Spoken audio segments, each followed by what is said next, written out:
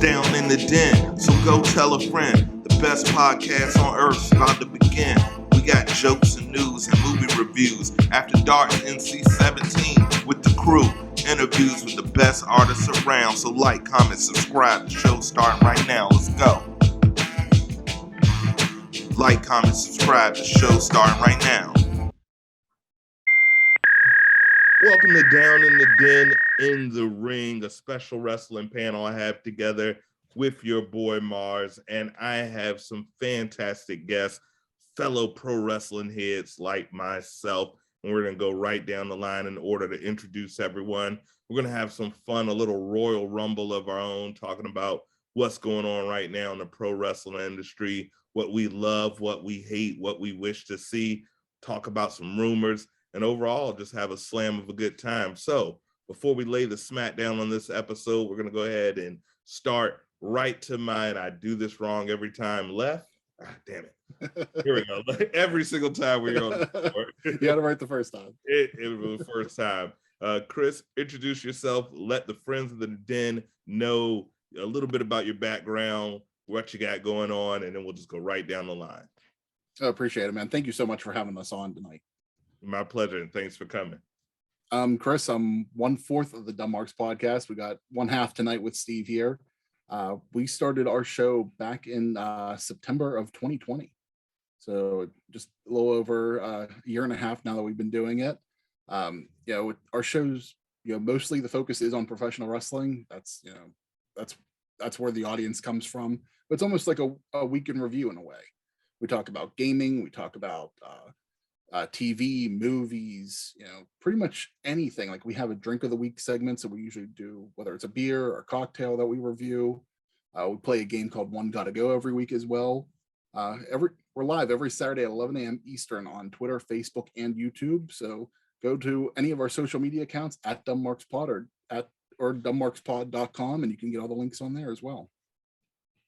Guys, check them out. And 1/2 of the fourth, yes, I feel like Scott Steiner doing the 33rd of the fraction of the third, give you a 36% chance. But Steve, go ahead and introduce yourself. Yep, I'm Steve. I'm 1/4, as Chris said, of the Dunmarks Pod. You got the tons of fun edition tonight of the Dunmarks Pod, that the natural disasters, if you will, from way back in the day, of the four of us. So yeah, like Chris said, about a year and a half ago, started up the pod. Super into it, love doing it each and every single week, getting on, interacting with people, chatting up the business. And the basis from the show was the name Dumb Marks. Obviously we hear the term mark thrown around in wrestling all the time, smart mark and everything else. Well, we're just four dumb dudes sitting around shooting the stuff with each other, talking about our favorite topics and getting into it with people online. So yeah, it's just a way to get in and talk about what interests us, what our passions are. And I mean, all of us have been watching wrestling since we were young. I think I was 3 years old when I started watching wrestling. So it's been a lifelong I don't want to say hobby, but a lifelong endeavor into the world of pro wrestling. So we're definitely not hobbyists here. We're all legal here. So that's right. So if you guys are the natural disaster, I guess that makes me the junkyard dog. Maybe I don't know, but also into the corner diagonal. Yeah, okay, I got it right that time. Known as the pretty voice of wrestling. You have seen her on Down in the Den, our other mainline show, but Sophia V joining us late night.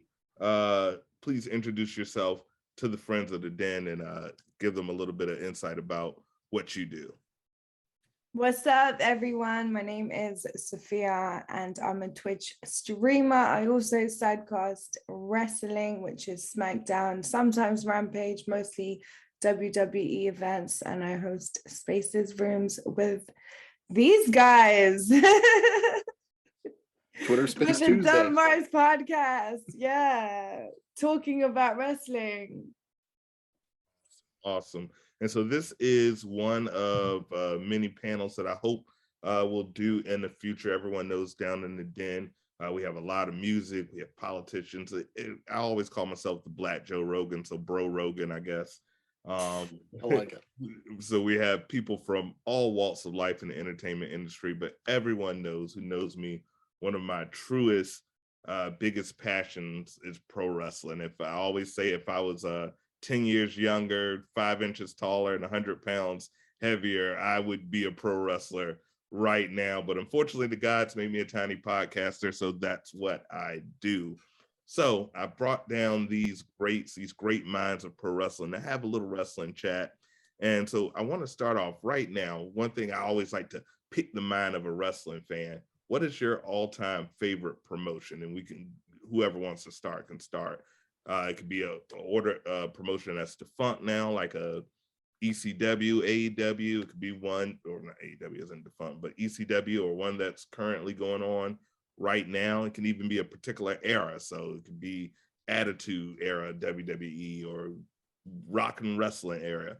But which era and promotion is your favorite of all time? I'd probably say, if we're talking all time, I of all time, just, you know, where I got my start and just watched it consistently would be WWE. You know, the first ever event that I watched was WrestleMania 6. So if it wasn't for that, I can't say that I'd be a wrestling fan. So, you know, watched them ever since. You know, at the time, you know, watched WWF to get into it, but watched WCW a little bit more consistently once I became a fan. You know, WCW Saturday Night was kind of the show that me and my dad watched every Saturday, 6:05 on TBS every Saturday night. And if it wasn't, I mean, Ultimate Warrior, I think, was what drew me in, and the WWF was what drew me in. Ric Flair and WCW is what really kept me interested and made me a lifelong fan. But, you know, the WWF's been the only company that's lasted the entire time that I've been a fan. So, I mean, I'd probably go WWF. But if there's a company that is now defunct that I go back and watch a lot of, that they're just not around, it would be ECW. You know, I still crave their stuff from time to time, and still got a hell of a DVD collection for ECW. Absolutely. ECW, iconic. Steve, how about you? What era or what time period or what promotion is your favorite of all time? So like I said, I started watching wrestling when I was 3. WrestleMania 3 was the first big pay-per-view I remember watching from start to finish. I was a say your prayers, eat your vitamins, red and yellow through and through as a young kid. You know, I even I'll never forget when I first moved into my house, into my mother's house in the neighborhood I grew up in, a couple streets over from Chris. Got into it with two older kids. I may have been 5, 6 at the time. And like I hawked up on them. I got up on my wall and I did the ears and I did the flex, and then they yanked me down and proceeded to beat the snot out of me. So that didn't work out too well for me. But yeah, so WWE was always the basis and the foundation for my love of pro wrestling.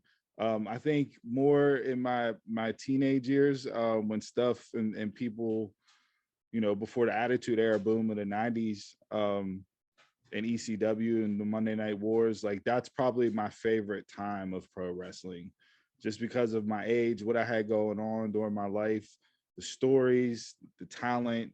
That's probably my all-time favorite era. Would be like that 95 to 99, 2000, that 5-6 year window there would probably be my favorite era of pro wrestling. It's hard to argue with that. Sophia, how about you? What era do you recall that really got you into pro wrestling? It was, by the way, if you see me looking off, we had a crazy blizzard here on the East Coast. So there's literally cars sliding outside of my studio that I can hear. So I'm just waiting to hear my alarm to go off. But so far, Let's hope not. So WWE for life, always. I love Attitude Era. I love Kane. I love The Undertaker. But when it comes to like female wrestling, I feel like now is the best time ever for female wrestling. And I feel like Bianca would have never had an opportunity back in the days. Like we would have never got to see that. So right now for female wrestling, I don't think you'll get an argument from any of us right now. I think No. Female wrestling for majority of my growing up, it was an afterthought. It was a panty on a pole match or a lingerie match. yeah. Yeah, something demeaning, or they were ballet. And then it wasn't really until Trish and Lita that I actually remember saying, "Oh, you know, they can go. They can really." I mean, Medusa was pretty decent, and Luna Vachon, but that was, you know, kind of a low point of wrestling. But absolutely, right now, the female wrestlers on many a show, I'll watch a Dr. Britt Baker match over probably 50% of the men matches any day. Mhm. Yeah, I said last year when we did in December when we did our year in review, I said 2021 was the year of the female wrestler. The biggest names, the most talked about matches were all female wrestlers. You had Sasha and Bianca, you know, the face off, the stare down at Mania. You had Britt Thunder Rosa, the Deonna Purrazzo and Mickey James feud that lasted the last 6 months. I mean, it was truly the year of the women's pro wrestler across the board in every promotion. And I think that that's only going to continue this year with the talent that's laid out from a female standpoint in each company. Yeah, absolutely, absolutely, and it's a good thing to see. I love the equality, and I love seeing women main event and really not only doing just as good as the guys, but still in the show in many cases. And they did it in a year without Becky Lynch for the most part, as she was off on maternity. They did it a year without Ronda Rousey, who's been off on trying and now currently on maternity. They did it without Bayley for a big part of the time due to her injury. And during the pandemic period, one could argue that pairing of Sasha Banks and Bayley was one of the most important portions of WWE TV for that entire Thunderdome era in wrestling. So yeah, you know, shout out to the women. I love it. I love it. That's why I love NWA doing Empower this past year, because I think WWE did miss something by not doing another women's event this year. Because they had so many women on the roster at one point that they could have done another one. Now they're a little bit more limited on than what they were a few months ago, but you know, the star power is still there. Yeah, and to piggyback real quick on what you said, you know, without Bayley, without Becky, you know, if you look at WWE and AEW throughout the pandemic, you could argue that Shida in AEW and Bayley in WWE carried both companies with what they were able to do and the runs that they had during that time. And you can put that up against any male wrestler during that period, and it'll be an argument that you could easily have. So yeah, the women are getting the spotlight, and I'm glad we're getting to a point now where it's not oh my God, the women main evented. It's, hey, the main event of the show was X match. You know, we're starting to get to that point where the shock and awe of just having women in the main event is going away, and it's to be expected now that women will main event moving forward. It's a good time. It's a good time. I love seeing the evolution in the sport from where they started just even 10, 15 years ago to where they are now. It's night and day. I wish the world had saw that type of evolution as we see the pro wrestling at that time. For me, I would say of course, I grew up in the tail end of the Rock and you know, the Rock and wrestling era with Captain Lou Albano, and they had the cartoons and things. But I was like super young with most of you guys. I didn't become a super fan until the Attitude Era. I was a huge fan of WCW, NWA, particularly with Road Warriors, Ric Flair, Four Horsemen, Dusty Rhodes. It was one of my favorites because he was out of shape. It looked like, you know, he looked like an unemployed linebacker, but he could talk so eloquently, Daddy, and he was one of my favorites. And I just thought NWA was real, the blood, the gore, I remember them putting Dusty's eye out, or so I thought when I was a kid. So I was a big NWA, and then WCW like 95 when they start taking a lot of the cruiserweights from ECW and bringing them over, the Rey Mysterios, the Eddie Guerreros, Chris Benoit's. Oops, I guess I shouldn't have said that. But some of those other performers, the Chris Jerichos, I was a huge fan of WCW at that point. But my favorite wrestler of all time is Shawn Michaels. So I was keeping an eye on what was going on over there as they kind of went from the big dinosaur Hogan's and kind of went to your Bret Harts and Shawn Michaels. And I thought they were putting on a really good in-ring product, but I just hated the kind of goofiness of the WWE at that time, like in the 90s, right before where everybody had a job. They're wrestling. I'm a dentist. I'm Isaac Yankem, DDS. I'm the Repo Man. I'm the Garbage Man. I'm sure there was a Garbage Man. Everybody. Duke the Dumpster Drosy. There you go. I knew it. Every profession. Well, I'm surprised I didn't do a fireman, a Mountie, the big boss man. Everybody was a profession. I hated that part. Nails the prisoner. Exactly. That's a podcast just in itself of all the characters that used to be back in the day.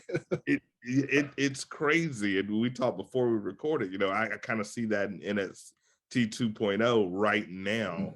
It's like these 70-year-old men are having early onset dementia or something, and it seems like they're repeating history. It's like 1985 all over again. What do you guys think about NXT 2.0 and its branding efforts so far? I think we're 3 months in, 4 months in. What do you guys think so far? I think you definitely hit the nail on the head. Yeah, we talked about this on our show this morning when we went live, giving the name change to Walter to Gunther, and just kind of where NXT is going, and the officials not being happy with viewership and ratings and people not gravitating to these characters. And I mean, my thing to the point that we all, I guess, are circling around, they're characters that you can't sink your teeth into. They're the make-believe, like you said, 1970s, 1980s characters that in today's world, it's not going to work. Especially when the alternatives that are out there, and we know how many there are giving you real life people portraying a character and not necessarily a character being portrayed by a person. So they're to that point, they're behind the 8 ball, and where they don't have another fire alarm to pull. They have to ride this out because they made the change. They went completely opposite from where they were at. And now they're stuck being a true developmental brand, per se, a true minor leagues. And these cookie cutter, as Chris likes to say, characters from NXT 2.0 are going to be the same once they make it to the main roster. My argument has been 1995 WWF doesn't always get looked back upon in the greatest light. And if people don't look back when they were fans then, and they're still fans today, why would you want to repeat that? I can understand, going back to basics. I think sometimes when wrestling goes back to basics, it can be the most fun, because then they don't overthink it. Just go out there, do your job, do pro wrestling, do what you were born to do in a way. But whenever you go back to these characters that, like we said, the Repo Man, the Mountie, or whoever, whenever you look back and, I wasn't a fan then, do I really want to tune into it again, almost 30 years later? How about you, Sophia? I know you're starting to look at NXT 2.0. NXT 2.0 a little bit more. Yeah. What's your opinion on it so far? So there are a few people that I really like to watch on NXT. Carmelo, Grayson Waller, Cora Jade, she's a badass.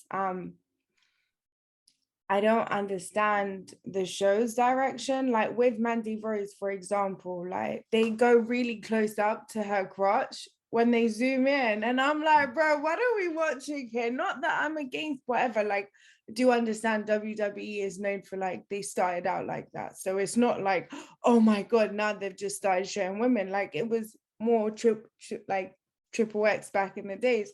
But yeah, it's like very confusing in the direction that they're going. They do have some really good matches and some really bad matches. I don't know what see from a perspective of like, I think maybe they need to reduce their roster and just focus on the likes of Braun Breaker, Carmelo, Grayson, these people who they know 100% have a future, instead of risking, because it's like, you know, signing somebody and you don't know if they're going to make it. It's a risk. And so there's a lot of people there who, it's like, I don't know, I just don't see them becoming a superstar. But then there's like Carmelo, you can see it, like this guy's destined for greatness. Brian Breaker, Grayson Waller, he's so good on the mic. And right now I feel like a lot of people are good wrestlers, but they're not good on the mic, you know, and you need to be. Like, wrestling was built on that dialogue and back and forth conversation. It's, you know, for WWE anyways, there's other promotions that just focus on wrestling and that is it, and there's no storylines. But WWE's essence is like the stories and the back and forth, and a lot of the new, I don't know if it's confidence, I don't know what it is, but they just can't get it right on the mic.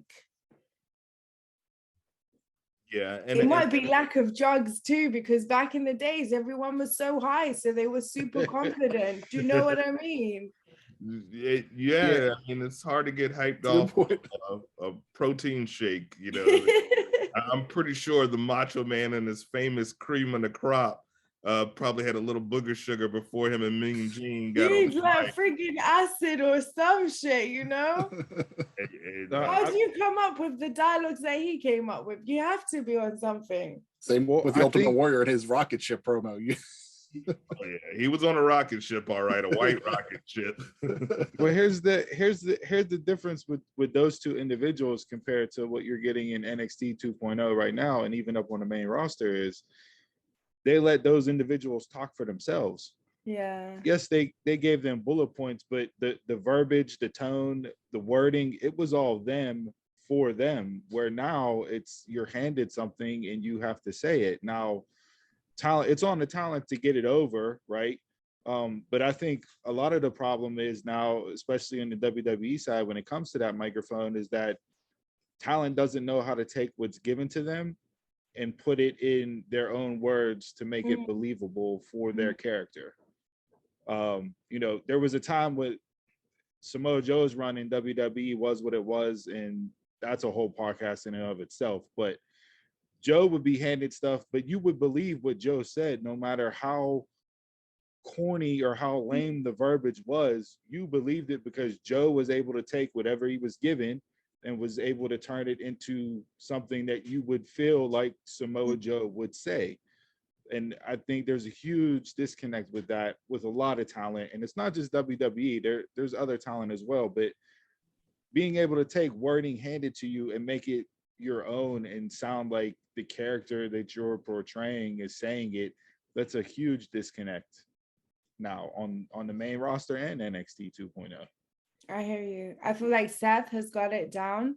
Seth can do really what, like, he's got that character, the drip. He's owning it and he's killing it. For me, I think Miz is really good. I know we don't really see him that much anymore, but he's really good at owning anything. And Edge right now, I feel like maybe they are the only ones that don't come across like they're really trying so hard. Those are two almost 20-year, well, Edge, well over 20, Miz 15. They probably don't get scripts, you know, or if anything, they get bullet points. Roman Reigns doesn't get scripts. Brock Lesnar doesn't get scripts. Anyone that's really getting over it's usually of their own volition. They rarely get scripts, and it's hard to have somebody write for you who, number one, isn't a fan of pro wrestling. I think one of WWE's biggest problem is having a writer room of sitcom writers who have never watched wrestling. We talked about that on our show 2 or 3 weeks ago. We brought that up. Yeah, like you said, you can't. Back in the day, granted, it may have been just Vince, McMahon himself, Russo, Bruce, Patterson. There was a 4-man team about, pretty much throughout WWE's run there, where they were the guys writing and understanding and having those conversations. But when you have 30 people writing shows over 3 different brands, and like you said, all of them come from different worlds that aren't even fans of pro wrestling, you're not going to be able to write for those characters to get it to come off how pro wrestling's supposed to come off on TV.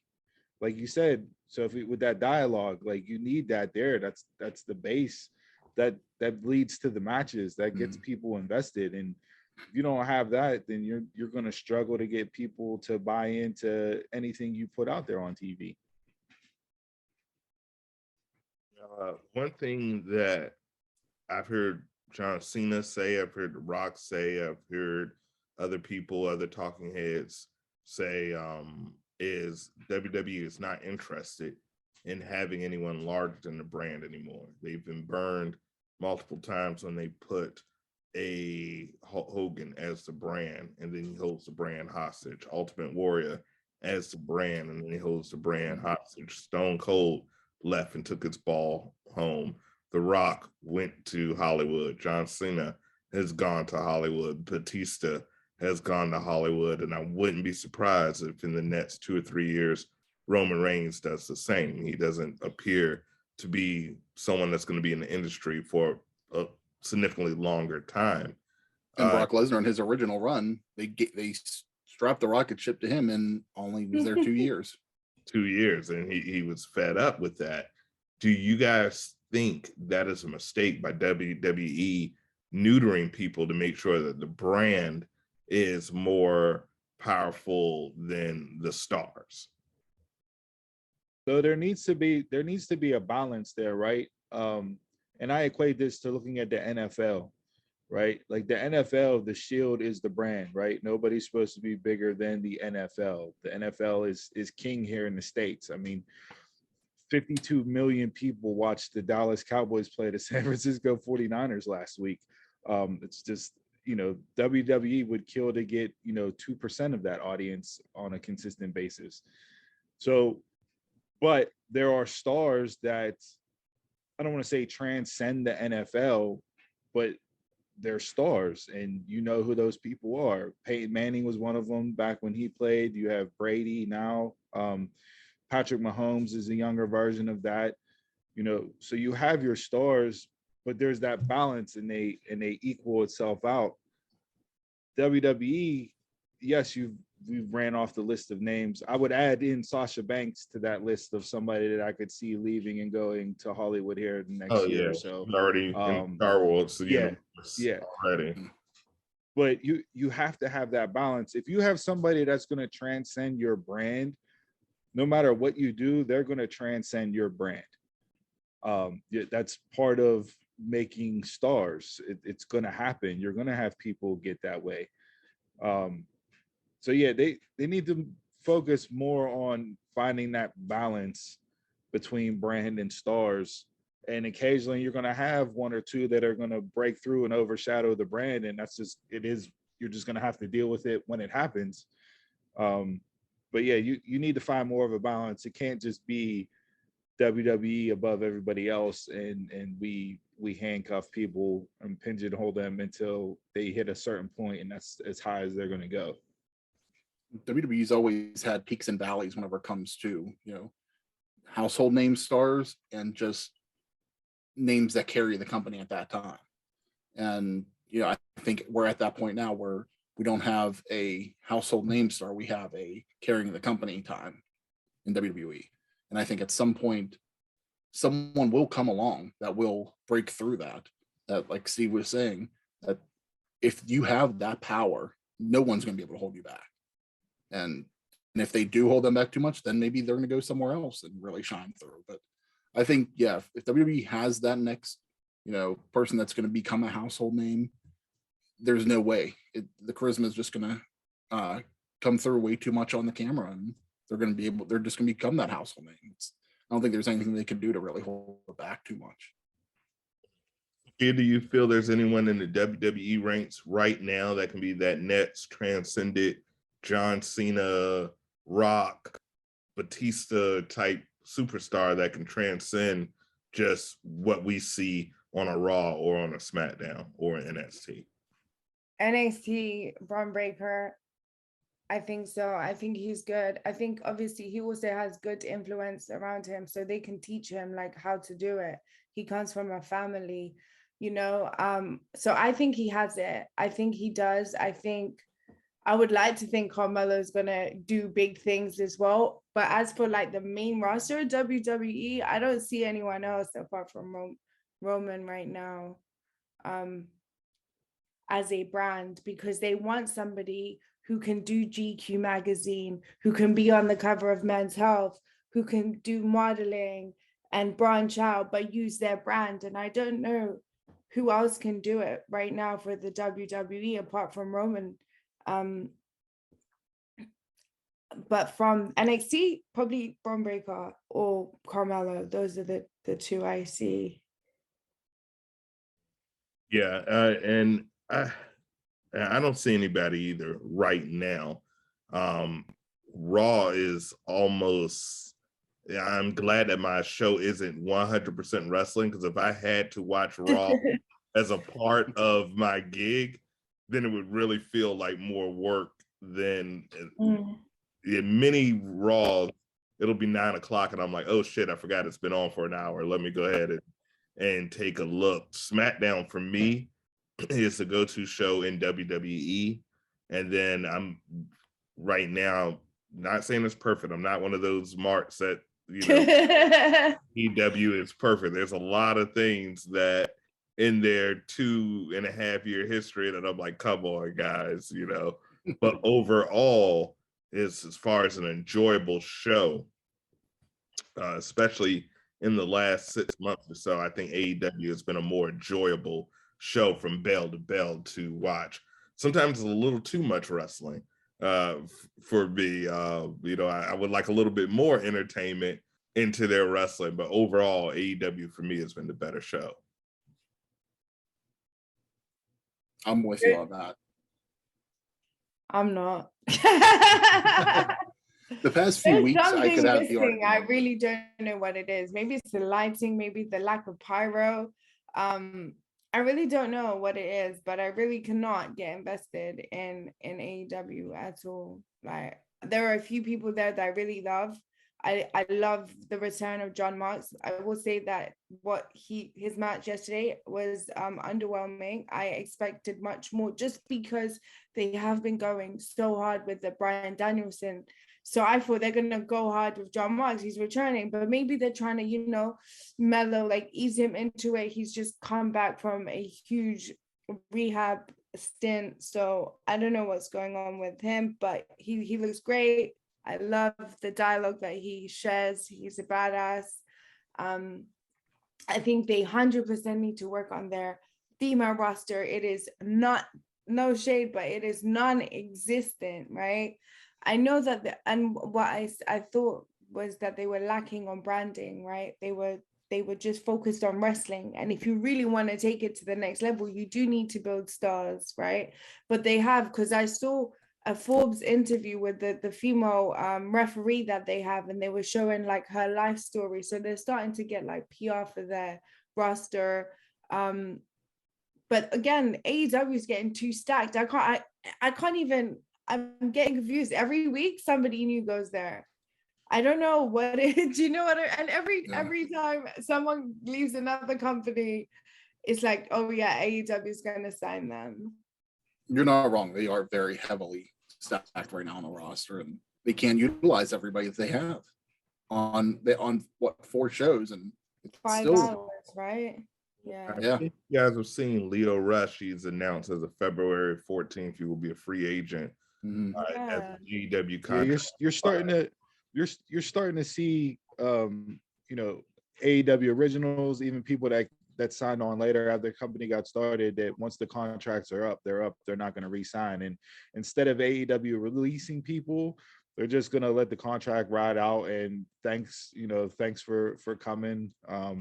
It was what it was, and we wish you all the best. I, to circle back with the female roster for AEW and building that up, I think, sometimes with AEW, especially with the female roster, people were so quick to just jump on them and bash everything that they did from the beginning, but it's still a company that's 3 years old, like not even 3 years old. So, to compare it to the women's division right out the gate that WWE has, or that the Knockouts have in TNA, like you can't do that given the fact that they're so new of a company. I will say, looking up and down their roster now, if you want to go, name for name, they are starting to deepen that roster to where they have, 4 or 5 names that you can put up and go up against any other female company out there. When you talk about Britt, you talk about Thunder Rosa, Serena Deeb, Statlander, Sheeta, Ruby. right there, Ruby. So yeah, you're looking at 5 right there that you could. I don't want to say they're better than the 4 horsewomen and add in a 5th, but it's starting to get to that point, and I think they will get it elevated more. I think the TBS title tournament did a good job. Jade's a superstar. She's just super green in the ring. Everything else about her is money. It's just when her ring work catches up to where she's at with everything else, she's going to be an absolute knockout star. Hopefully her ring work gets to that point, but they're building it slowly but surely. And in this instance, I think slow and steady wins the race with that. We just got to give it time and remember that it's only a 3-year-old company, so we can't expect it to be, WWE. And WWE, like, yes, we want to herald them for what their women's division is now, but it wasn't, but 10 years ago where it wasn't even on the card. So TNA was I think they around will for get what, there. 3 years before they even became, No, I get what got you're onto Spike saying. TV and everything, whenever they really took off and built their audience. Yeah, these things take time. No, but I mean, like, okay, so like if you have a great male thing, like the male roster, they're killing it. Like I feel like they have the best tag teams. WWE doesn't have that. They have good storylines, but the best tag team wrestlers are at AEW. They got the best wrestler in the world, Kenny Omega, who is rated by every freaking publication as one of the best wrestlers in the world right now. So you need to match that talent with a female companion. Do you know what I mean? To be on that level. And I don't even know who is a female, like who is the best female wrestler in the world, like right now. I wouldn't say it's Charlotte or Becky. They're good as characters, but like when it comes to like pro wrestling, like I don't even know. Maybe Bailey. Who is the actual like based on ring talent? Who is the best female wrestler in the world? So for me, ring, like in the ring, bell to bell can go move for move. Natty is one of those that gets overlooked a ton. Serena Deeb in AEW is phenomenal bell to bell. Deonna Purrazzo in Impact is another one that bell to bell is really good. Britt, for what everybody says, and as hot as Britt is, like her ring work can still get better. She's not in that caliber bell to bell as those individuals. Character work, she's knocking everybody out of the park, and she has been for a year plus now. So yeah, I don't know who you would plug in on the AEW side to get to that point. Even if you could, there's a slim handful that are that good bell to bell sprinkled throughout all the companies. What for the women's division in AEW, they need that one jump over an Asuka, a Charlotte, someone that can jump over that can match the star power of a Britt Baker. I agree with you. Britt Baker is, to me, she's like The Rock wasn't the best in the ring. He had great matches, don't get me wrong, but I don't think anybody would say The Rock was like knocking it out. Five-star technical He's not going to be a Dave Meltzer 5-star guy. He blocks me. I don't even know why. Who Dave Meltzer? Yeah, I've never spoken to him in my life. I just went on his page one day. He wanted your name. You didn't. That was his whole gimmick. So, no, I didn't start a rumor. I don't know if that's true or not. That's so weird. I swear to That'll you, be in Wrestling Heat tomorrow. No, but yeah, I don't know. Jade has potential to be that if she gets better as a wrestler, because she's not good on the mic. Rock was great on the mic. His one-liners are going to be said in 200 years from now. That, can you smell what the Rock is cooking? People are going to say that 200 years from now. He's iconic. He might have not been the best wrestler, but him on the mic is undisputed. Next to Steve, obviously. But we could both talk you into the building. Yeah. So Jade is like, you need one or the other. You either have to be a good wrestler or be good at talking. Or get a good mouthpiece. A Paul Heyman with a Jade Cargill. Yeah. Oh, her guy now isn't strong enough for her. That's what she needs. She needs Paul Heyman. Oh man, I would love to see her in a stable with some. And that's one thing I do love before we start talking about the Rumble and our predictions. One thing that I do love over in AEW is how they use the legends and almost make it, and maybe it's because of the Khan sports franchise, it's almost like teams. You know what I mean? Like you have Andrade, Party Office. That's a team with a stable of wrestlers. You have the Nightmare Family. That's a team with a stable of, you have Team Taz. That's a team. And it allows, when they have a limited time and such a bloated roster, people like a Hook to literally sit in the background for a year and eat potato chips and become the biggest phenom in wrestling just from being in the back eating Pringles. I've been eating Pringles all my life, and all it got me was man boobs. So this is what we've been training for. Right. Yeah. No, I agree with you. I think with the factions element to AEW, that to me is what got carried over from New Japan, from Kenny, from the Bucks, from those guys. Because New Japan, you see it's super faction heavy. You have a lot of multi-man matches. Yes, you have your singles feuds, but that element, I think they took and brought that back and made that one of the key pieces to what they wanted AEW to look like. Not all the factions work, not all of them are great, but from a person that, is a huge Four Horsemen fan, and, from to Evolution to DX to NWO, like the factions of pro wrestling are some of the greatest parts of pro wrestling. And the fact that they got back to that is one of the things that I really liked about AEW when they started. Now you could say it's almost too many, but at the same point, I think it's embedded in what they are as a company, and they'll continue to roll on that wave. Absolutely. Let's go around. What's your favorite faction of all time? Sophia, what's your favorite faction? I have to think, because I don't know. Come back to me. Let me think. Chris, who's your favorite faction? We'll come back. We'll say best for last. Chris, what's your favorite faction? Oh, it's tough because there's so many that I've enjoyed over time. There's like little bits from everything that you take away, but love the Four Horsemen. I mean, I knew the Four Horsemen later on. Whenever I was a fan, it was more like the Nitro era of stuff. So yeah, I love all the horsemen except the Mondo Michaels version. Yeah, like whenever they even had Dean Malenko and Chris Benoit in it, even though that's kind of like whenever Mongo was in it as well too. That's probably the one I enjoyed the most at WCW as a fan.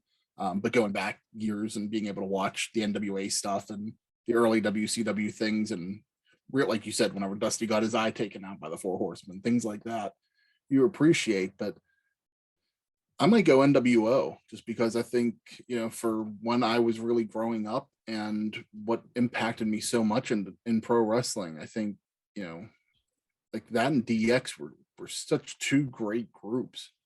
And, I, between the two, I think I enjoyed NWO a little bit more just for what it was, it did get watered down a lot, as it went on, but at its core and when it was at its peak, the NWO. But I mean, I'll give a shout out to Evolution as well.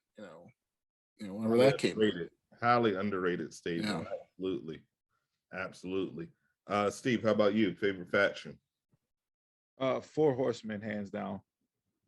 Is it a particular version? For me, I'm an original guy minus Oli. So give me Flair, Arn, Tully, and Barry Windham. No.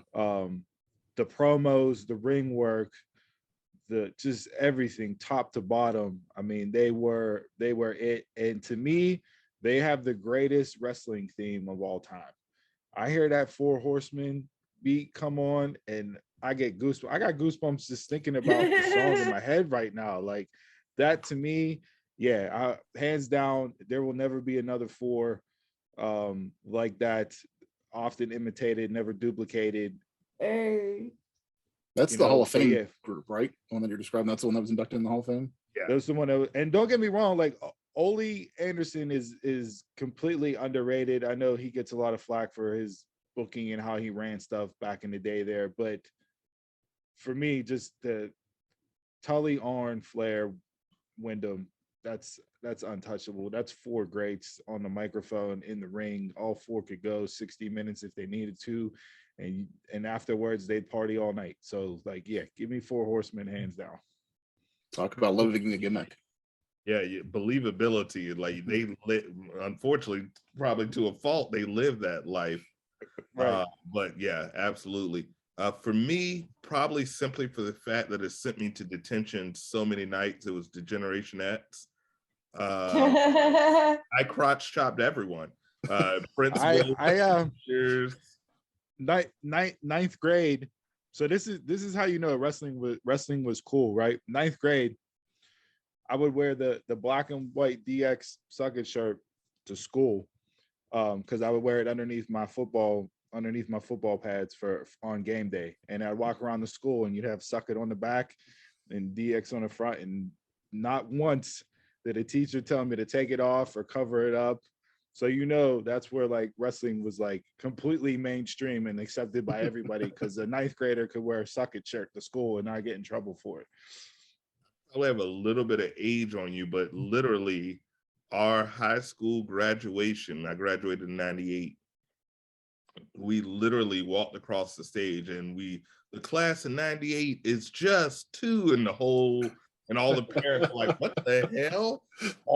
And I went to a large high school. My graduating class, I think, had 700 kids, 700, 800 kids. Wow. It beats us, Steve. Yeah, and all of us too sweet, and I mean everything. My girlfriend at the time at the prom almost left me at the prom because I talked like The Rock the whole night.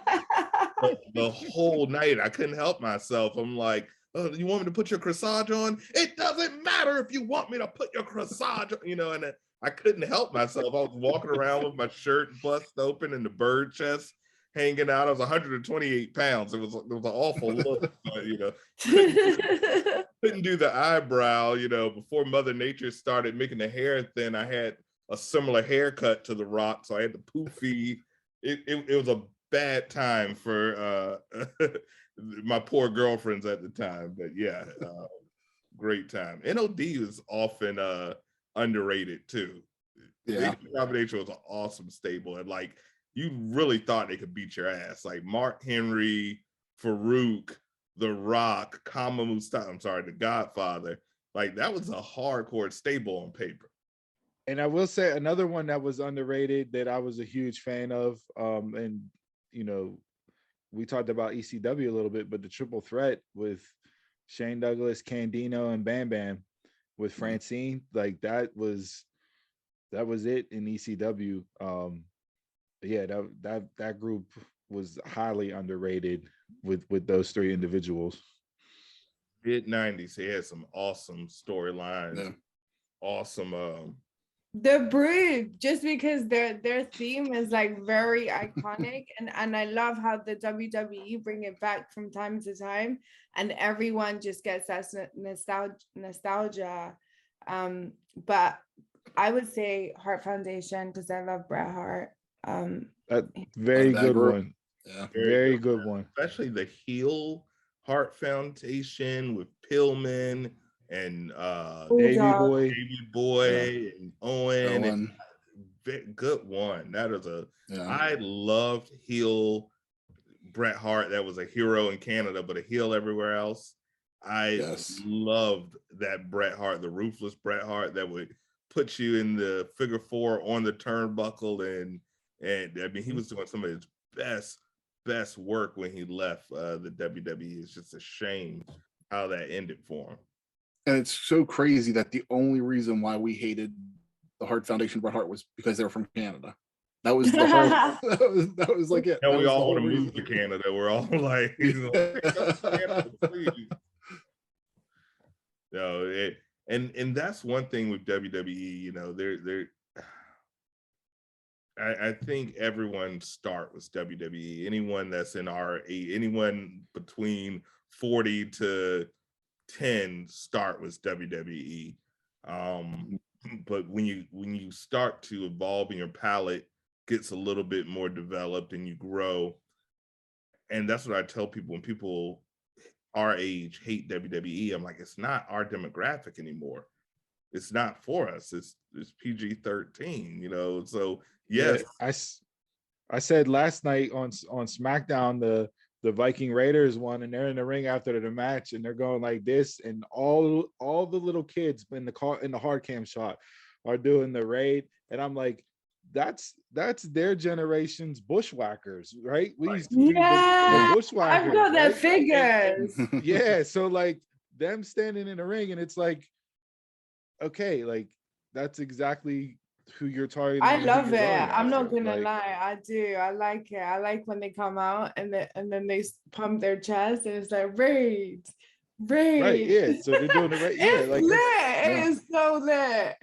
but that's it. Like whenever I was literally, there was nothing but little kids standing up doing that, and I'm like, oh my gosh, like this is their not in the Bushwhackers. They were a comedy tag team in WWE, but what they did outside of WWE, go on YouTube and look up the Sheep Herders. You'll be amazed at the matches that they had.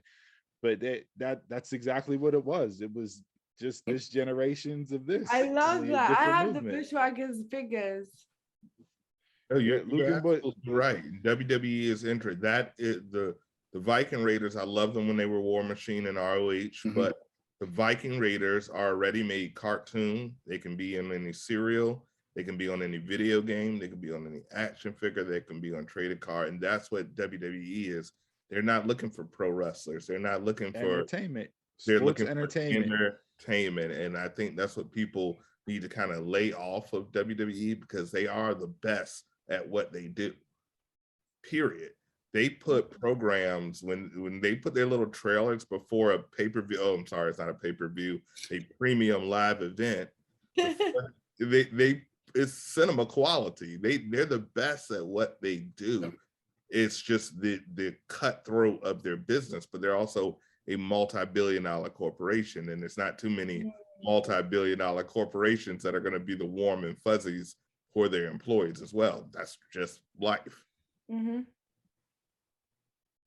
So we are absolutely agree. We're almost out of time. So what I want to do is get everybody's Royal Rumble predictions. We can go up the card and we'll just start getting our predictions. Let me see if I have the man. You're ruining our Denmark's After Pod Royal Rumble prediction show next week right now. Spoiler alert for you guys, although it may change over the course of the next week who I pick in these matches. Who knows with a Megatron out there, who knows who will actually be. Before you go into the card real quick, did you see that the card, the run sheet for the Rumble with the entrances and surprises was leaked today? No, I did Online? not. Let's talk about it. Yes. I did not click on it. I didn't want to look on it because to me, the Royal Rumble is my favorite pay-per-view, always has been. I didn't want to get spoiler, just like how like Yeah. I avoided Spider-Man No Way Home leaks for the first week before I got to go to the theater and watch it. But yeah, apparently it got out there. Somebody thought it was just a random run sheet, kind of like how Tony Khan's Full Gear card got leaked. But yeah, apparently 1 through 30 was out there when they would go out into the Rumble and full of who the surprise entrance would be. So if you're into that and you want to know ahead of time, it's all over the internet right now. You got a week. They'll probably change something up now. Well, you know, Vince hates to be spoiled, so Yeah. somebody's probably just got the news that their whole life has been canceled. So let's start with the Brock Bobby. I think this is the most obvious match, but there's some potential for some swears if I was booking. So Sophia, let's start since you got out of the faction question. No, you gave us a heart. I said heart. You gave us a heart. You did give us a heart. We did give you the heart, but we're gonna let you start first. Who do you think, Brock or Bobby? Oh my God. So I love Brock Lesnar, but I love Bobby Lashley. I think either one, they don't need it. Like Bobby's one of those people, you know how we were talking about if you've got charisma, it doesn't matter, right? He hasn't really been given that superstar push, but he's got presence so much. And like people even like he's a superstar in his own right. He doesn't need to be the Roman Reigns, but he's got his thing going on, you know. And this has been something that I've wanted to see for a long time because they have very similar body structures and no one really is built like Brock Lesnar apart from Bobby Lashley. So this has been like something that I've been wanting to see, and for it to happen is like pretty dope. I think Brock's gonna win because that's just how, you know, he's the undefeated guy. But if Bobby gets it, I'd be happy, you know. So okay, my prediction is Brock's got it. Yeah, Brock. Okay. All right. Steve, how about you? Who do you have? Yeah, I got Brock in a no-brainer here, unfortunately. Bobby's been clamoring for this match since he came back into the WWE. You know, his run in TNA is widely underappreciated for what he did on the microphone and character work and everything else. And I was hoping that the Bobby we would get in WWE, but Vince looks at him and a guy that can't talk on TV. That's fine because you have MVP there who's a mouthpiece and MVP is really good on the mic. So I'm great with that pairing. I wish I would have seen this match with Bobby as the champion instead of Brock as the champion. You know, because it would have put a little bit more doubt onto who would win, in my opinion there. So I got Brock. They're building to Brock versus Roman, the main event, one of the most stupendous 2 nights WrestleMania ever. We're going to hear that 9,000 times over the next 3 months. I'll go with Brock. Absolutely. Chris, who do you have? I think Sophia and Steve really covered the gist of it on that one, but I'm also going to go with Brock. I like Steve said, I think they're building to Brock Roman at Mania, and yeah, I see him retaining on Saturday night. And I'm going to agree with all 3 of you guys. Just like Wendy's, the 4 for 4. I'm going to say Brock takes that. The only way I could see Bobby winning if there was some type of trickery with Paul Heyman, and I think they're saving that for Mania. I could see a swerve. I could see a swerve where Bobby wins and Brock enters the Rumble and wins the Rumble. If you want to look at swerves for something outside the box, not to be expected, I could see them doing that. That'd be interesting. That is something definitely, especially if the goal is not to have a unification match, because really, if you're doing both with both of the champs, you have to do a unification match with 80 wrestlers being gone, I would think merging the rosters would be a good idea to also appease their network overlords who get upset when a certain wrestler on one show and not on the other. Just, merge the roster. But yeah, logic says brought to me. So going down the line, this one is actually a little bit more tricky to me for a lot of numerous outside reasons. But Roman versus Seth freaking Rollins, Universal Champion. Do you know do you know the betting websites like Bet365 and all of those websites? They've got Brock as the favorite to win the Rumble. Oh, And they're always good. With the predictions, like these betting websites kind of know the direction. So yeah. Yeah, I think the top three odds-on favorites right now are Brock, Big E, and AJ Styles are the top three betting favorites to win the Rumble right now, from what I saw the other day.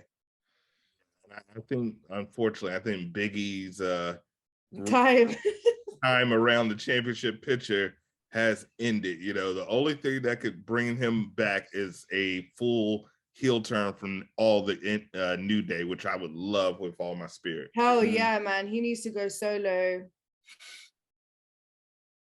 But those three love working together. I agree. I expected by this point Big E to kind of break apart because they keep trying to keep them apart, right, on the two shows on the past couple drafts. But it's like if you're not gonna keep them together, why have them still attached to one another? Yeah. It's like they're emergency breaking glass. That WWE has no rhyme or reason or rule, and that's another thing, and that's a whole nother show. My biggest aspect is that I'm a big fan for not only ring psychology but show psychology. There's no rhyme or reason to why anything happens in WWE. Goldberg can just from literally sitting on his couch and get a title shot every single time. I'm like, you've lost your last 3 matches. Why do you keep getting title shots? I don't understand. You're 74 years old. Go home. The Arabs love him. That's why. WWE does a great job of hitting the Men in Black button, and you're supposed to forget everything and just start anew. And that's what they do consistently. No rhyme, no reason. We're going to Men in Black, memory gone, and now you just roll on with whatever we put out there for you.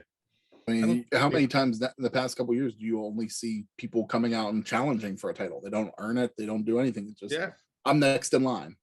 Why? And now we're in the WrestleMania season, so everybody's just going to be pointing to that sign and they get a title match or they get a match in general.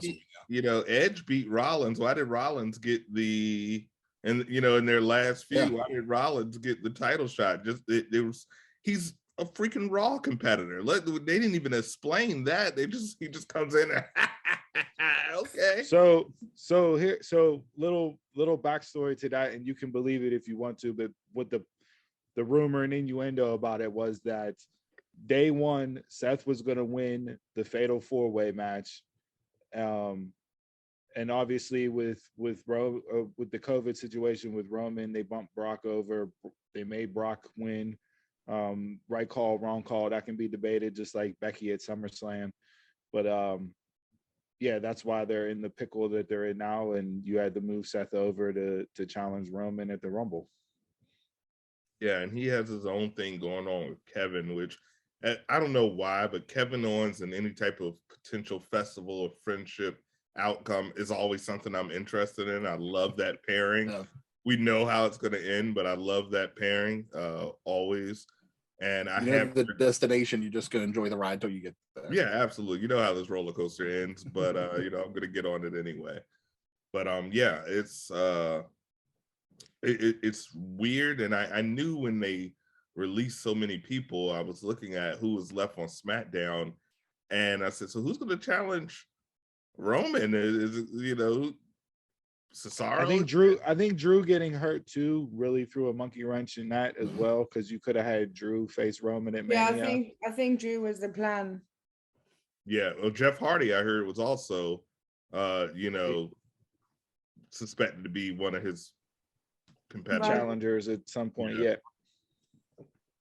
All right, so we have Edge and Beth versus Miz and Maurice. I think we all know how this one ends. You know, Miz has one job, and his job is the job. Yeah. Yeah, we don't. I think we're 4 for 4 again on this one. You don't unless break somebody glass has on something Beth. else. But yeah, No, we know how that is. Becky versus Dewdrop. I didn't even realize that was on the card, to be completely honest. I hate how they turned Dewdrop heel for no rhyme or reason, when the whole storyline was built to her getting over the bully Eva Marie, and now she's just the heel. Well, But Men in Black. yeah, Becky versus Dewdrop. Who do we have? Becky, obviously. But the thing is, I'm glad, even though I haven't been following Dewdrop's career, I don't know her from like UK. I know she was big, she as Piper, and she's done a lot of indies. I know a lot of people are huge fans of her, because if you look at her, obviously she does, if you know, she doesn't look like a wrestler, let's be honest, right? So for them, so then it's like, it's so weird because everyone's like, oh, WWE only wants the look, but then really do they? Because they just re-signed Kevin Owens, but like Kevin Owens is amazing. So really, are they really focusing on people that look like Roman Reigns if they're bringing other people in? So it's like, it's very confusing. It's like WWE is the biggest mindfuck ever. Sorry to swear, by the way. No, you're fine. I think Kevin ended up being in the right place in the right time, that they had released so many people that they couldn't afford to lose him. So he's so good on the mic though. He's great, but he's not anything that I think any of us think Vince wants to be the face of. He's a transitional champion at best. Yeah, Which is sad because Owens is my favorite. So he's amazing. He's amazing. He definitely is deserving of another run. Just 100%. I think he deserves all those millions. Like, he even deserves more because he's so good. Yeah, but you know, I think he's number one. He's a family man, so I think he realized when you go to more money, not only more money, but when you go to AEW, it's a wrestling company. They bleed like stuck pigs over there. That Adam Page, Daniel Bryan. I've been so sensitized for WWE having blood for years. I was watching Daniel Bryan and I was literally getting a little faint over there. I started clutching my pearls. I was like, oh my God. It's a little too much. It looks like a never mind. I was about to say a really gross joke, but yeah, no, it wasn't my thing. So, Women's Rumble. Who's coming out the Women's Rumble to challenge either Becky or Charlotte? If Charlotte wins, she gets to choose her rival for Mania, right? Right. I think that's what she's saying. Yeah, that's what she's saying. She wins, she gets to pick her challenger. So clearly she wins. We would put that. So who is she picking? Do you think it's she should be done with maternity leave? Could it be returning Ronda Rousey? Could it be? I want Bayley to return. Mm-hmm. Who do you want? Bayley. Bayley. I love Bayley. I think they should give Lita one more shot. You know, she's really good. I don't know, obviously, her fitness level. She's been out for a while, but they should give her one more run. You know, a lot of people love her, and so they should, and maybe even her and Charlotte like do a storyline around that, because Charlotte is the current queen, but at one point Lita was running the females division, right? So, and a lot of people say that she is I think that China opened the doors, but a lot of people think that Lita was, because that's when they started really to take wrestling serious, when Lita was around. Yeah, for the women, Lita was, her and Team Extreme, even before that with Esther Rios for the older heads. Lita's always been awesome. She's from my state, so I love Virginia wrestlers. But yeah, Lita has always been awesome. I love Mickie James getting some respect after the trash bag fiasco. I love to hear. Do you see Mickie James maybe being a Final Four, or maybe making this impact thing, this Forbidden Door relationship? Could you see maybe her at least being in the final four. I don't think they would allow her just to come in and get thrown out, because she still has, if not just as much or more history with WWE, she's still a Hall of Famer. Yeah. I don't know. I feel like no, I don't. Okay, I don't want to see her because I'm not necessarily invested in her, you know, and that's just my personal opinion. And it just shows like I love WWE, right? If the people leave the company and then they go and they talk shit about the company, but when they call you, you will run back, you know. And I know people that work with Mickey, so I can't feel like, but I don't want to say bad things, but it just shows like, you know, when they call you, you'll go running back. Like you can go there and be like, fuck the WWE, I'll never work with them again. But when they call you, you're running back. That So WWE Mickey, check it heals a lot of wounds. yeah, Mickey had a really good interview on Ariel Hawani's show last week, I believe it was, where she talked about how this whole situation came about and why she decided to go back, and you know, business is business, right? She's a smart businesswoman and knows that there's a nice check at the end of it. But her real reason for going back, and she said on the show, was that she didn't want her last memory of her in the WWE to be a trash bag.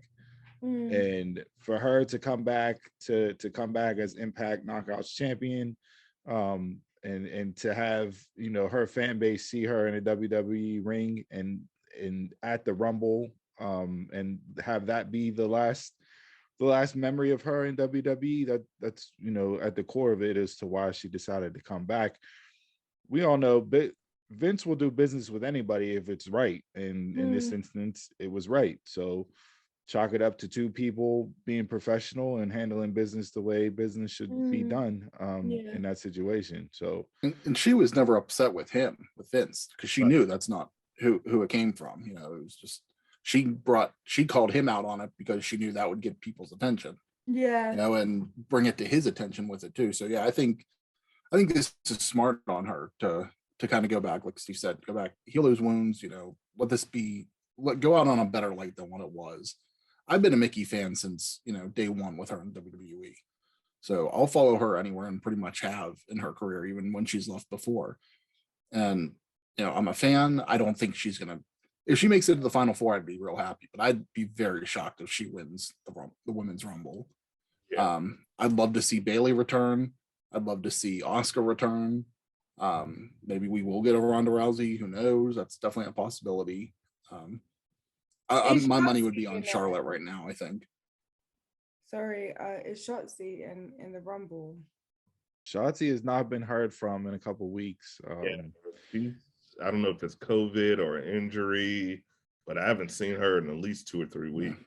I mean, the women, they have what, like 8 to 10 like legends coming back. Yeah, I saw Summer Rae is a legend apparently now. So, you know, she's there. Alicia Fox is always, you know, going to be there. Yeah. I mean, on the main roster, they only have 20 women total between Raw and SmackDown right now. So I think this is an all hands on deck match. Yeah, we're going to see a lot of legends. We're going to see the twins. We forgot to mention. Bellas are coming back. You know, they've already announced them. Yeah, I mean, I wouldn't be surprised to even see maybe some recently released wrestlers, you know, coming in, or maybe some NXT ladies. Raquel Gonzalez, I could certainly see her making an appearance. Her and EO would probably make the most sense from NXT wise. And you know, they like Casey Catanzaro to come up because she does the Kofi spot in the Women's Rumble. So you might even get her, you know, with the crazy elimination save. Although we see Naomi do it from time to time as well. So yeah, we'll see. My pick, you know, this Rumble's odd because coming into it, you have an idea on where they're going for both sides, as to who you would think is going to be in the final 2 to 4 and who has a legit shot at winning. This year, I think it's the most wide open Rumble season we've had in a really long time due to whatever reasons you want to say.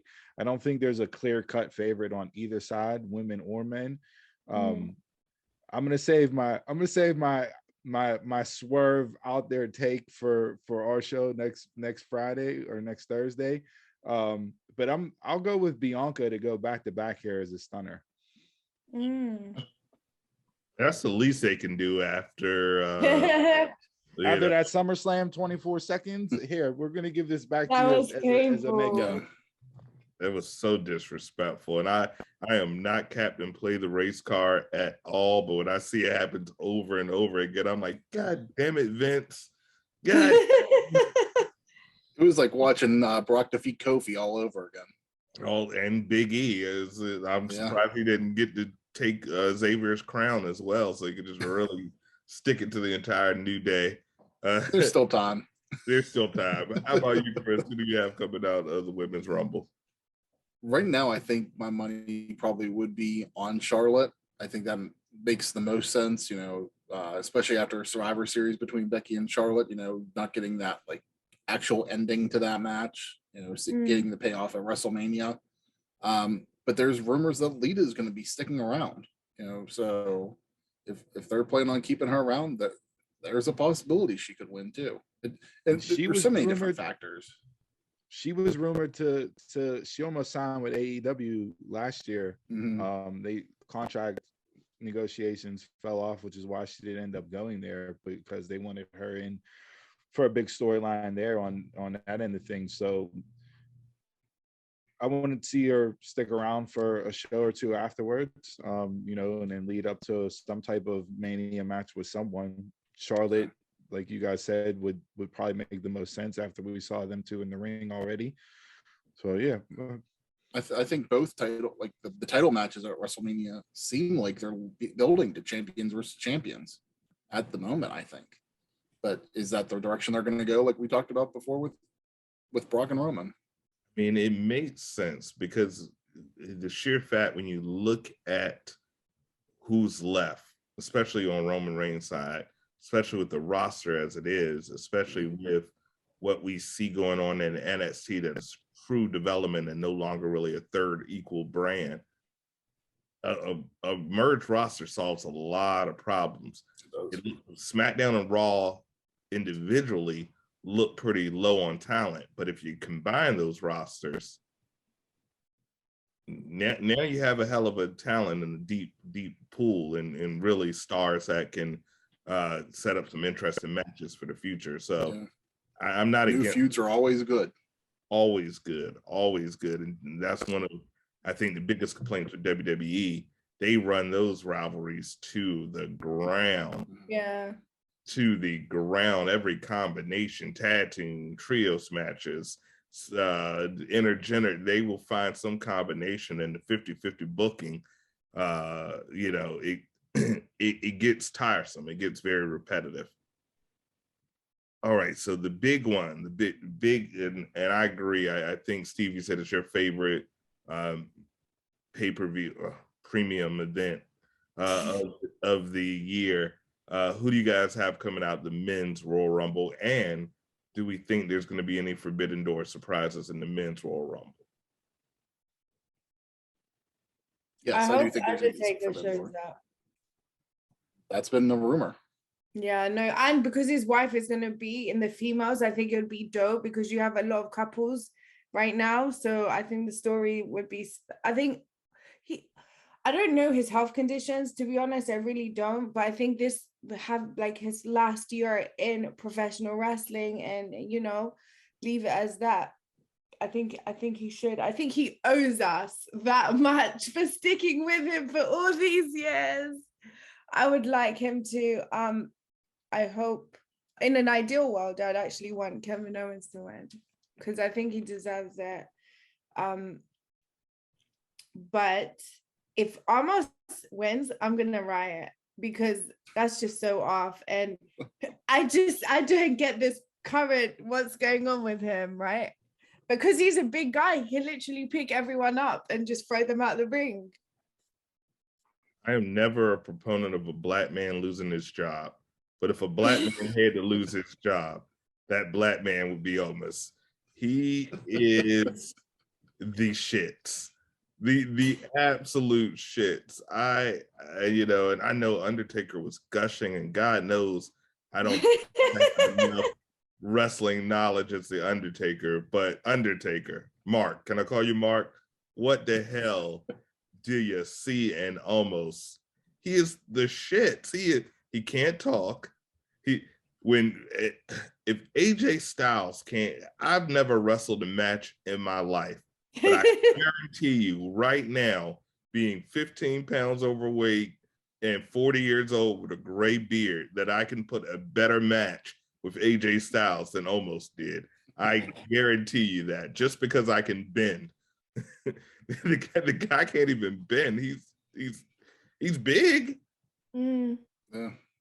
I always like whenever the Undertaker would talk about Giant Gonzalez, about like how limited he was to work with, and that's who almost reminds me of the most. Yeah, I think if there was a hybrid we talked on our show, yeah, it's like almost a hybrid of Giant Gonzalez and Great Khali a little bit, and like walking and everything, and limited movement set. And yeah, I know those aren't some of the Undertaker's favorite people to actually be in the ring with. So I'm not sure what he sees in Omos either. But me either. Maybe he just likes his jackets. He does have cool jackets, but my ex-wife, she used to. I got her into wrestling, and it was around the time of the Great Khali, Batista. When when a person who's a novice, who's never seen wrestling in their entire life, and she saw Great Khali, and she was like, well, he's not as good as the other guys. She instantly was like, oh, that's old. She called him old stiff legs. She was like, he looks like he's just about to crumble into pieces. And so who else hasn't answered? Did you answer? Who do you have coming out? None of them did. I just did. Okay. Chris, who do you have coming out? I'm not sure who's really going to come out. In a way, I don't want to see the Undertaker come out, because I'd like to see him move on. Like, because I think that's been his thing, is that he always wants to come back, and I just want to see him finally be at ease and move on with rest in peace. I think he's in a way, yes. Yeah. But at the same token, he didn't get a fan farewell. And if this would be that, maybe I'd be okay with that. Come out in the live crowd, finally get to say your goodbye to the fans. Actually, that'd be my only reason why I would actually want him in there. But yeah, other than that, I'd rather him. Act like other surprises. I don't know. I'm interested in seeing if there are any Forbidden Door entrances. I think people think there's going to be. Because of Nikki, but will there be? Yeah, I mean, I would love to see it. I'm sorry, go right ahead, Steve. No, I was just gonna say, I don't think we're gonna get that Forbidden Door. I don't think we're gonna get Cody. I don't think we're gonna get Mox, even though Seth mentioned him as Mox and not Dean Ambrose last night on SmackDown. I don't think we're gonna get that type of holy bleep moment.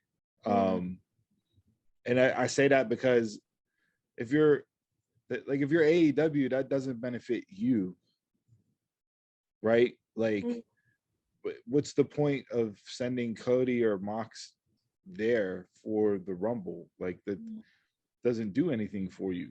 Like, who are they going to send back that's as big as Cody or Mox that people will buzz about? CM Punk. That would be insane. I doubt it would happen, but because of the history, could you imagine? Yeah, they call it personality hits. That's never happening. Yeah, I would bet that's never happening. from everything that I've read and followed, don't expect anything AEW wise to show up in the Rumble. Now, Impact's a different story. Maybe you might get somebody from ROH to come in, maybe, but yeah, I would shy away. And if I'm betting, man, I don't bet on anybody from AEW showing up in the Rumble next weekend. I wouldn't be surprised if a Moose If you have, if you're gonna have the Impact's women's world champ, why not have the Impact men's world champ? Moose has got in phenomenal shape. I don't know if the average wrestling fan would know who Moose is, maybe. See, if you're going Impact wise, you got Morrissey, Josh. the big former Kaz. Does Zack he come Ryder, back as obviously. Kaz, or does he come back as Morrissey? Well, that's the thing. So you got Zack Ryder, you got, Brian Myers. Like, you have some people with WWE ties that could come in. I don't like this whole thing with Mickie James, not to get on a soapbox real quick, but the whole thing with Mickie James is I don't think if Deonna Purrazzo is the Impact Knockouts champion, I don't think WWE has her in the Royal Rumble. Like, I think this is strictly because they know their women's roster is gutted to its core. They don't have enough people to fill out a Rumble. Who can we bring back that has ties to our company? Oh, let's reach out and see if Mickie would be up for doing it. And that's the only reason why Impact is on the Rumble, is because Mickie has the title right now. If it's anybody else, I don't think we're even having this conversation. I'd be surprised if Moose showed up because like you said, I don't know if the average WWE fan knows who Moose is. If he had some sort of tie to WWF before, maybe they'd bring him in. Moose is not AJ Styles. Yeah. So I mean, that's all we need to be said about that, about that coming in, right. Yeah, Moose isn't even AJ McLean from the Backstreet Boys. So, there's a reference. So random. For me, I think I have coming out the Rumble. I could see the whole Brock Lesnar, especially if you gonna go ahead and have Bobby Lashley win by crook, and then maybe you can set up Bobby Lashley versus Big E at Mania and give Big E an opportunity to get his belt back in a rematch. That would be nice. And then I could see Brock winning. But I also see this probably being something more of a Raw winner.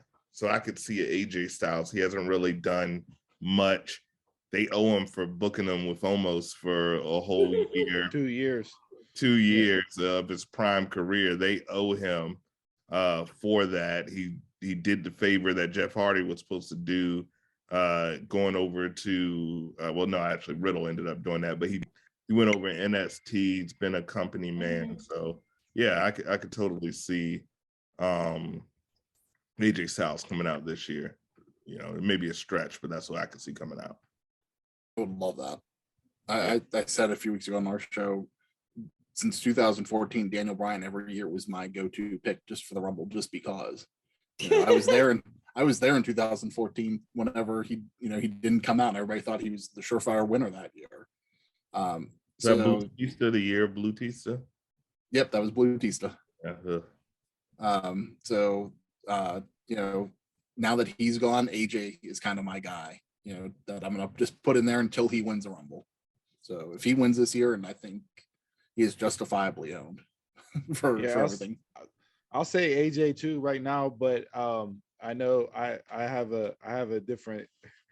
I'm saying AJ now because I don't want to give away my spiel for the Rumble on our show, because I got a nice little booking swerve of things, and I'm gonna roll that dice out there. But it ties in with some stuff that you guys have already said on tonight's show. So tune in next week because it'll all make sense. Could it be that'll be all that simple? Absolutely. Well, this has been a blast, guys. I hope to do this again. It has been fun getting perspectives from so many fellow pro wrestling fans. It's awesome. Guys, I want you to go around the room one more time and just let everyone know where they can find you and what you got going on. Thank you so much for having us on. I had a great time on here tonight, and hopefully next time we can host and you guys can join us on the show. I'm always ready. Just let me know. So That's a Zack Ryder line, right? That's a Matt Cardona line. You're stealing taglines. It is a Matt Cardona. Always ready. The Dumb Marks podcast, we're live every Saturday morning at 11 a.m. Eastern on YouTube, Facebook, and Twitter. So visit dumbmarkspod.com for all the links and more information on us, and tune in. Absolutely. Steve, go ahead and let everyone know where they can find you. Yep, yeah, like Chris said, Facebook, Instagram, Twitter at DumbMarksPod. Email the show at dumbmarkspod@gmail.com. We take all types of feedback, positive and negative. We enjoy the constructive criticism or the flat out bashing of our show. We will take that and turn it into a positive. But the more interaction, the better. So definitely hit us up around the way there. And then, yeah, just hit us up on social media. Find us. We're out there interacting in the rooms, doing it. So get with us, and we like the banter back and forth. Absolutely. And Sophia, last but not least, let the friends of the Den know where they can find you. Twitch.tv/Sophia with a PH. And then we do wrestling spaces rooms. You guys can pop in there and come and speak every Tuesday. So check her out. Well, guys, thank you guys for coming in. Hopefully we can do this again and soon. I want all of the fans put in the comments, who do you think, what are your predictions for the Rumble? Who do you want to see come back? Who do you feel is going to be going into Mania season? What do you love about AEW? What do you love about the other promotions, Forbidden Door, whatever you want to talk about? We're going to be doing Down in the Den in the Ring more and more often. Please check out the Dumb Marks podcast. They're awesome. Check out Sophia. She's awesome.